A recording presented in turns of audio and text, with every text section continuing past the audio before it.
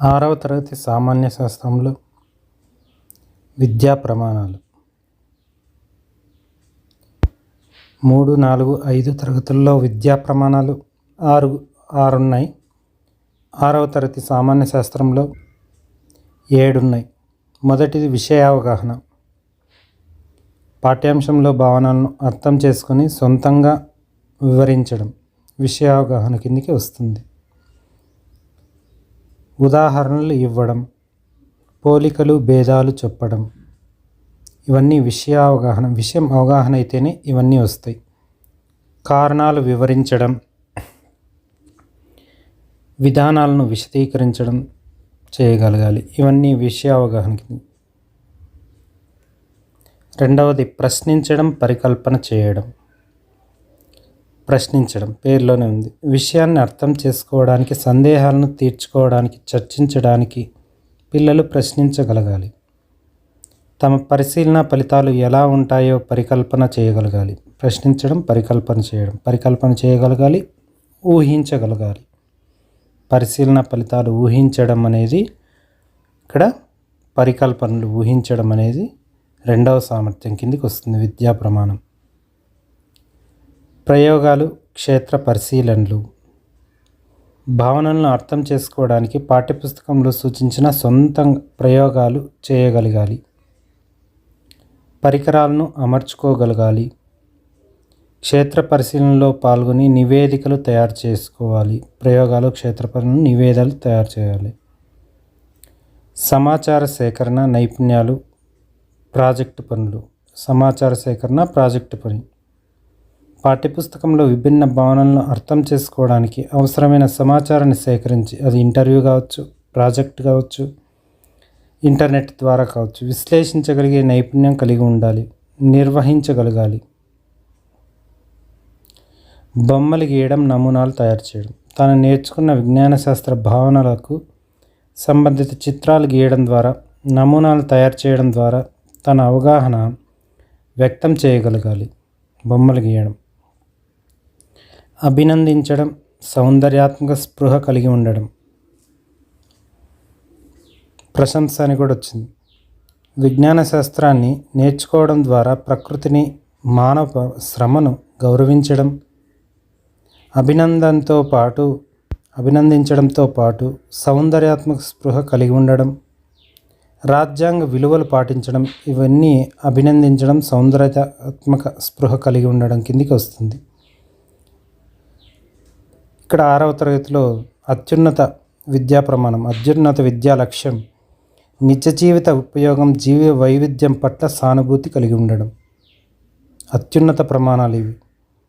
నేర్చుకున్న విజ్ఞాన శాస్త్ర విషయాలను దైనందిన జీవితంలో ఎదురయ్యే సమస్యల పరిష్కారానికి సమర్థవంతంగా వినియోగించుకోవాలి. తను నేర్చుకున్న జ్ఞానాన్ని. జీవ వైవిధ్య ప్రాధాన్యతను గుర్తించగలగాలి. దాన్ని కాపాడడానికి కృషి చేయాలి. 6వ తరగతి సైన్స్లో పాఠాల సంఖ్య 12 పాఠ్యాంశాలు ఉన్నాయి. పాఠ్యాంశాలకు ఇతివృత్తాలు ఎన్ని ఉన్నాయి? 7 ఇతివృత్తాలు ఉన్నాయి. ఏవేవి? ఆహారం, సహజ దృగ్విషయం, జీవ ప్రపంచం, సహజ వనరులు, వస్తువులు ఎలా పనిచేస్తాయి, పదార్థాలు. ఇవన్నీ ఇతివృత్తాలు. 6 ఇచ్చారు కానీ 7 ఉన్నాయి.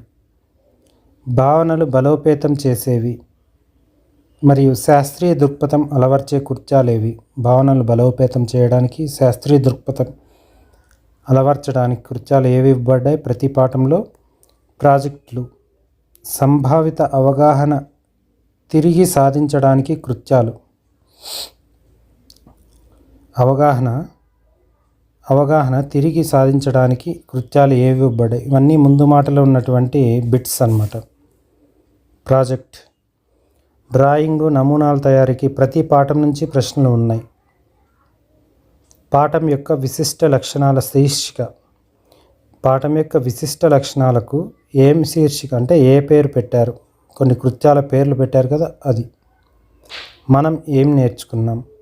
6వ తరగతి పరిసరాల విజ్ఞానం ఎన్ని పాఠ్యాంశాలు, ఎన్ని ఇతివృత్తాలతో ఏర్పడింది? డైరెక్ట్ బిట్ ఇది, ముందు మాటలో ఉంది.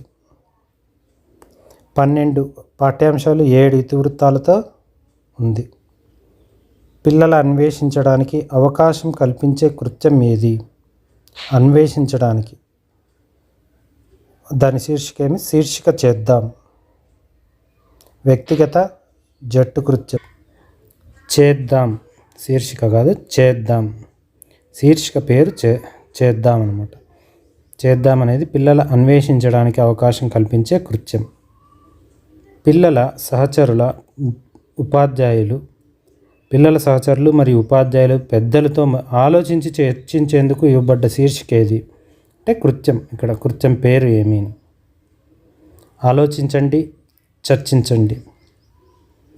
వ్యక్తిగత కృత్యము అన్నీ సొంతంగా చేయాలి. %, అంటే ఎంత శాతం మంది పిల్లలు చేయగలిగితేనే తర్వాతి పాఠ్యాంశానికి వెళ్ళాలి.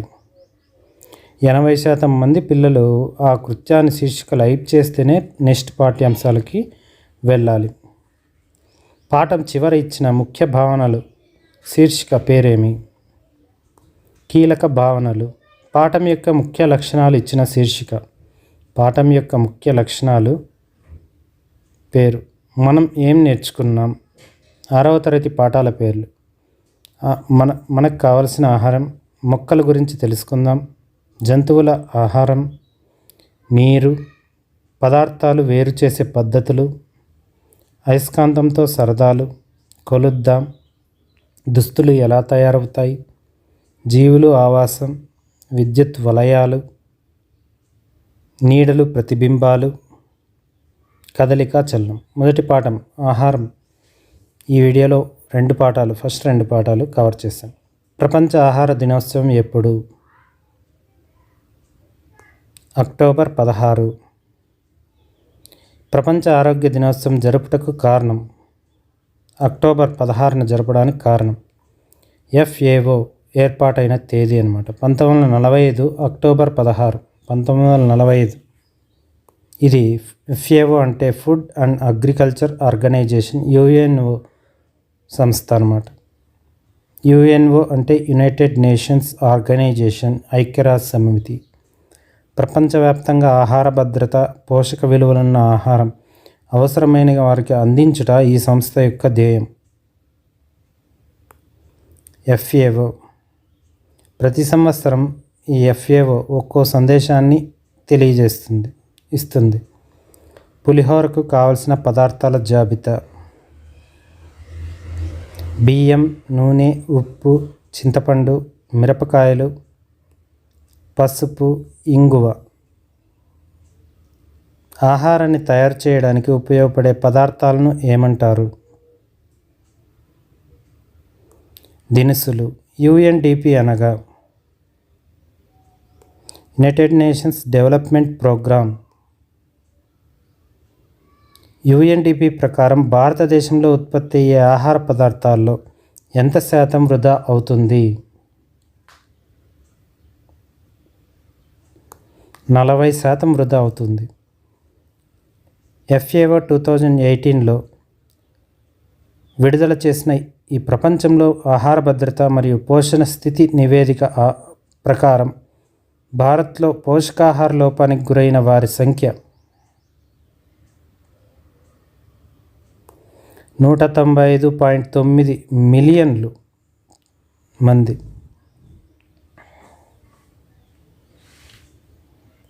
దగ్గర 19.59 కోట్ల మంది.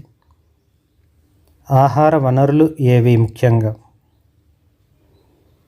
3 ఉన్నాయి. మొక్కలు, జంతువులు, ఇతర వనరులు. ఇతర వనరులు నుండి లభించే ఆహార పదార్థాలకు ఉదాహరణ ఉప్పు. గొర్రె మాంసాన్ని ఏమంటారు? మటన్. కోడి మాంసం చికెన్. పంది మాంసం పోర్క్. ఆహారంగా వాడే కాండాలకు ఉదాహరణ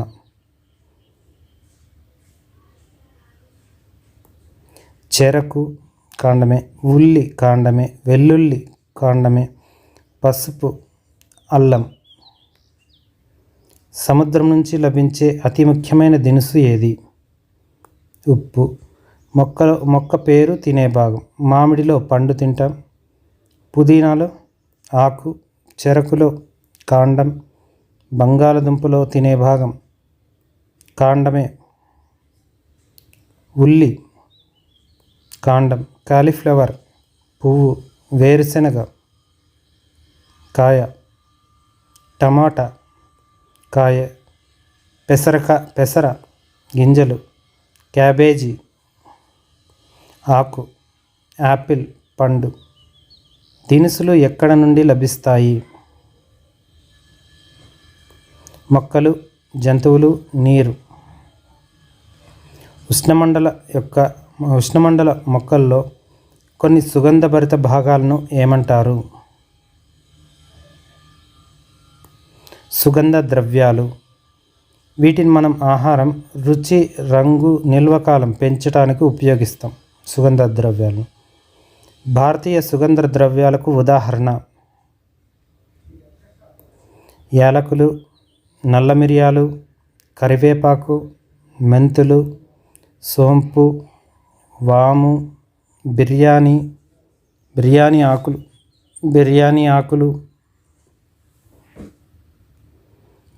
ఆకులు, జీలకర్ర, పసుపు, లవంగాలు, అల్లం, జాజికాయ, అల్లం కూడా సుగంధ ద్రవ్యమే. దాల్చిన చెక్క, పసుపు కూడా సుగంధ ద్రవ్యమే. కరివేపాకు, మెంతులు, నల్ల మిరియాలు. ఆహారం తయారీ పద్ధతులు. వాటికి ఆహార పదార్థాలు ఏవి తయారు చేస్తాం? ఉడికించడం ద్వారా తయారు చేసేదానికి ఉదాహరణ అన్నం, పప్పు. ఆవిరిలో ఉడికించడం ఇడ్లీ. పులియబెట్టడం బ్రెడ్. ఎక్కువ నూనెలో వేయించడం చికెన్ పకోడా. ముక్కలుగా కోసి కలపడం ఫ్రూట్ మిక్చర్. ఆహారం రుచి దీనిపై ఆధారపడి ఉండును. ఆహారం రుచి ఆహారంలోని పదార్థాలు లేదా దినుసులు మరియు తయారీ పద్ధతిపై ఆధారపడును. ఉప్మా తయారీకి కావలసిన దినుసులేవి? ఉప్మా రవ్వ, ఉల్లిపాయలు, పచ్చిమిరప, నూనె, టమాటా, నీరు, ఆవాలు, కరివేపాకు, పాత్ర. ఇవన్నీ దినుసులే అంటాం. కూరగాయలు, పండ్లతో అనేక రకాల ఆకారాలు చెక్కడాన్ని ఏమంటారు? Vegetable carving. ఆహారం శుద్ధి చేసి చెడిపోకుండా చేసేటట్టు చేయడాన్ని ఏమంటారు? ఆహారాన్ని నిల్వ చేయడం. ఆహారాన్ని సరిగ్గా నిల్వ చేయకపోతే ఏమవుతుంది? సూక్ష్మజీవులు దాడి చేసి, కుళ్ళింపచేసి విషపూరితం చేస్తాయి. చేపలను ఎండబెట్టడం లేదా పొగపెట్టడం. కూరగాయలు, మాంసాన్ని ఊరగాయగా ఉపయోగించడం. పంచదార పాకము లేదా తేనెలో కొన్ని పండ్లను నిల్వ చేయడం. ఇవన్నీ కూడా నిల్వ చేసే పద్ధతులు. ఆహారాన్ని నిల్వ చేయడానికి ఉపయోగించే వస్తువులు లేదా పదార్థాలని ఏమంటారు? నిల్వ చేసే పదార్థాలు. మన ఇళ్లలో లభించే సహజ సిద్ధ నిల్వ చేసే పదార్థాలు ఏవి? ఉప్పు, నూనె, పసుపు, చక్కెర, తేనె. నిల్వ చేయడానికి వాడే రసాయనిక పదార్థాలు ఏవి? బెంజోయేట్లు, నైట్రేట్లు, సల్ఫేట్లు. నిల్వ చేసే పదార్థం రకానికి ఉదాహరణలు ఉప్పు, కారం, నూనె చేర్చడం ద్వారా ఏ పదార్థాలను నిల్వ చేయవచ్చు? కూరగాయలు. ఉప్పు మాత్రమే చేర్చడం ద్వారా ఏది నిల్వ చేయొచ్చు? మాంసం. చక్కెర పాకం చేర్చడం ద్వారా ఏది నిల్వ చేయవచ్చు? ఉదాహరణకు చెర్రీలు. రాగుల్ని ఏమని పిలుస్తారు? Finger millet. రాగుల్ని ఫింగర్ మిల్లెట్. సజ్జలు పెరల్ మిల్లెట్. జొన్నలు గ్రేట్ మిల్లెట్. జొన్నలు గ్రేట్ మిల్లెట్. కొర్రలు ఫాక్స్టైల్ మిల్లెట్, ఫాక్స్టైల్ మిల్లెట్. సామలు ప్రోసో మిల్లెట్. రాగులు రాగు ఫింగర్. జొన్న గ్రేట్ మిల్లెట్. సజ్జలు పెర్ల్, సజ్జరొట్టి పెరల్. కొర్రలు ఫాక్స్. సామలు ప్రోసో. జంక్ ఫుడ్స్కు ఉదాహరణ పిజ్జాలు, బర్గర్లు, చిప్స్, వేపుడు, fast foods, noodles, samosa, french fries. Junk foods ఫలితాలేమి? తినడం వల్ల ఊబకాయం, జీర్ణక్రియ సమస్యలు, ఆకలి మందగించడం, మగతకు, అనారోగ్యానికి జంక్ ఫుడ్ కారణమవుతాయి. రెండవ పాఠం మొక్కల గురించి తెలుసుకుందాం. మొక్క ప్రధాన అక్షం నుండి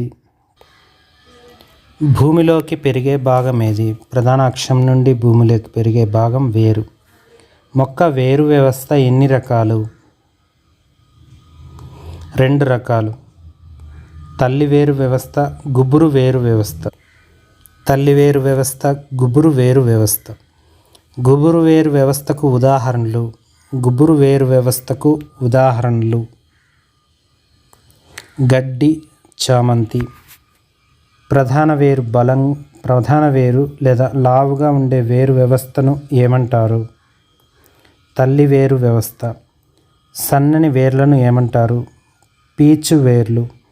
సన్నని కేశాల మాదిరిగా ఉండే వేర్లు కాండము లేదా కాండం పీఠం నుండి బయలుదేరినవి. ఇక్కడ కాండం పైభాగం నుండే బయలుదేరి ఉంటాయి వేర్లు. అన్ని కేశాల మాదిరిగా ఉంటే ఆ వేర్లను పీచు వేర్లు అంటారు. పీచు వేర్లలో ప్రధాన వేరు అనేది ఉండదు. విత్తనం లోపల ఉండునవి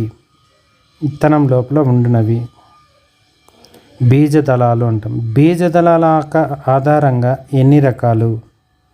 బీజదళాల ఆధారంగా ఎన్ని రకాలు విత్తనాలు? 2 రకాలు. ఏకదళ బీజ మొక్కలు, ద్విదళ బీజ మొక్కలు. చెనిగిత్తనం తీస్తే రెండుగా విడిపోతుంది దాన్ని ఒలిచినప్పుడు. కానీ కొన్ని రాగులు 2గా సమానంగా విడిపోదు. గుబురు వేరు వ్యవస్థకు ఉదాహరణ రాగులు. ద్విదళ బీజ వ్యవస్థ కలిగిన వేరు వ్యవస్థ ఏది? ద్విదళ బీజ వ్యవస్థ. తల్లి వేరు వ్యవస్థ. ఇక్కడ ద్విదళ బీజ మొక్కలన్నీ కూడా తల్లి వేరు వ్యవస్థ కలిగి ఉంటాయి. అంటే ప్రధాన వేరు లావుగా ఉంటుంది. ఏకదళ బీజ వ్యవస్థ కలిగిన మొక్కల వేర్లు ఎలా ఉంటాయి అంటే ఆ వ్యవస్థ ఏది అంటే గుబురు వేరు వ్యవస్థ ఉంటుంది. ఒకే దళం కలిగినటువంటి గింజలు ఏవైనా కావచ్చు, వాటి వేరు ఖచ్చితంగా గుబురు వేరు వ్యవస్థే ఉంటుంది. ఒక క్యారెట్, గ్లాసు,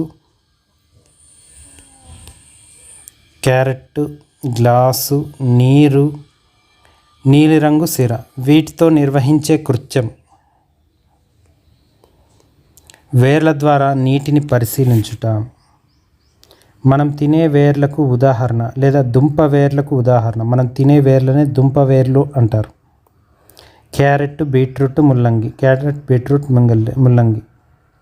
భూమి పైభాగంలో పెరిగే వేర్లను ఏమంటారు? కొన్ని వేర్లు భూమి పైభాగానికి వస్తాయి. చెరుకు ఉదాహరణలో వాయుగత వేర్లు అంటాం. వాయుగత వేర్లకు ఉదాహరణ మర్రి, చెరకు, మొక్కజొన్న. మర్రిలో ఉన్నటువంటి వేర్లను వాయుగత వేర్లు అంటారు. వాయుగత వేర్లతో శ్వాసించే చెట్టు ఏది? వాయుగత వేర్లతో శ్వాసించే చెట్టు మడ చెట్లు. భూమికి పైన పెరిగే మొక్క భాగాన్ని ఏమంటారు? ప్రకాండ వ్యవస్థ. ప్రకాండ వ్యవస్థలో ప్రధాన అక్షం ఏమి? కాండమే ప్రధాన అక్షం.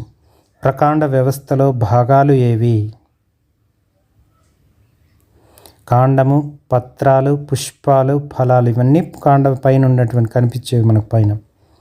కాండంపై పత్రాలు, కొమ్మలు ఉద్భవించే భాగాలను ఏమంటారు? కనుపులు.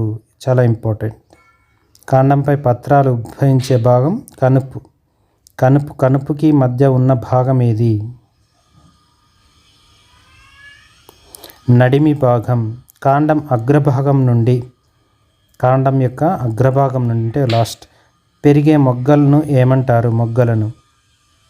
అగ్రకోరకాలు, చివర పెరిగే మొగ్గలు. కాండం పార్శ్వ భాగాల నుండి పెరిగే మొగ్గలను ఏమంటారు? పార్శ్వభాగాలు. పార్శ్వకోరకాలు. కాండంలో ఆహారం నిల్వ చేసుకునే మొక్క. కాండంలో ఆహారం చెరకు, బంగాళదుంప, పసుపు, వెల్లుల్లి, అల్లం. కాండంపై పత్రం అతుక్కొని ఉండు భాగం ఏది? పత్రపీఠం. వెడల్పుగా విప్పారి ఉన్న పత్ర భాగం ఏది? పత్రదళం. పత్ర భాగంలో సన్నని రేఖల వంటి నిర్మాణాలు. పత్రభాగంలో రేఖలు, సన్నని రేఖలను ఈనెలు అంటాం. రేఖలు కాదు, రేఖ. పత్రదళాన్ని కాండంతో కలిపే భాగం. పత్రదళాన్ని కాండంతో కలిపే భాగం పత్రవృంతం. పత్రదళాన్ని కాండంతో కలిపే భాగం పత్రవృంతం. పత్ర భాగాలు ఏవి? పత్రపీఠం, తర్వాత పత్రవృంతం, జాయింట్స్ అన్నమాట. పత్రపీఠం, పత్రవృంతం. ఈనెలు, పత్రదళం, నడిమి ఈనె. పత్రదళము, నడిమి ఈనె, పార్శ్వ ఈనెలు, ఉప ఈనెలు వలలాగా ఉంటాయి ఇవన్నీ కలిసి. కాగితము, పెన్సిలు, ఆకు తీసుకొని ఆకు వెనుక భాగంలో పెన్సిల్తో షేడ్ చేస్తే, పేపర్పై గీస్తే ఈ కృత్యాన్ని నిర్వహించవచ్చు. ఈనెల యొక్క వ్యాపనాన్ని మనం గమనించవచ్చు. ఈనెలన్నీ నడిమి ఈనెకు ఇరువైపులా వల వలె వ్యాపించి ఉన్నట్లయితే దాన్ని ఏమంటాం? వలలాగా ఈనెలుంటే జలాకార ఈనెల వ్యాపనం అంటాం. ఈనెలన్నీ ఒకదానికొకటి సమాంతరంగా ఉంటే స్ట్రైట్ అంటే ఇలా, అది సమాంతర ఈనెల వ్యాపనం. తల్లివేరు వ్యవస్థ కల మొక్కల పత్రాల వ్యాపనం.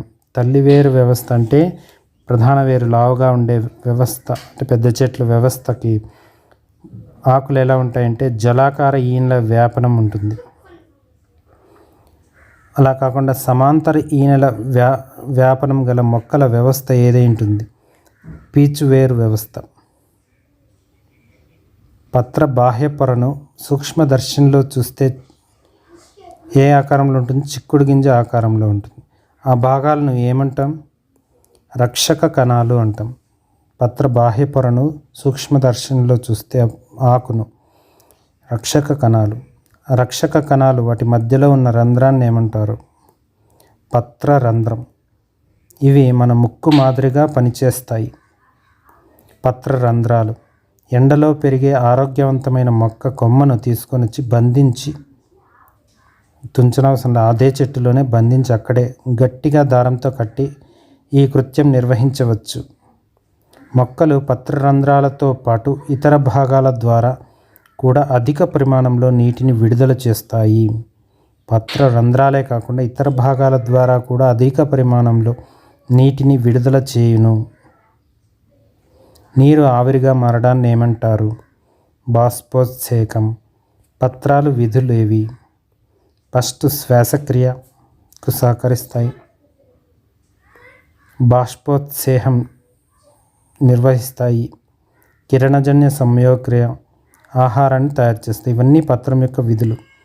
గోదావరి జిల్లాలో కోనసీమ ప్రాంతంలో సాంప్రదాయక వంటకానికి ఉదాహరణ కోనసీమలో పొట్టిక్కలు వంటకంలో మెయిన్గా ఉపయోగించినవి ఏవి?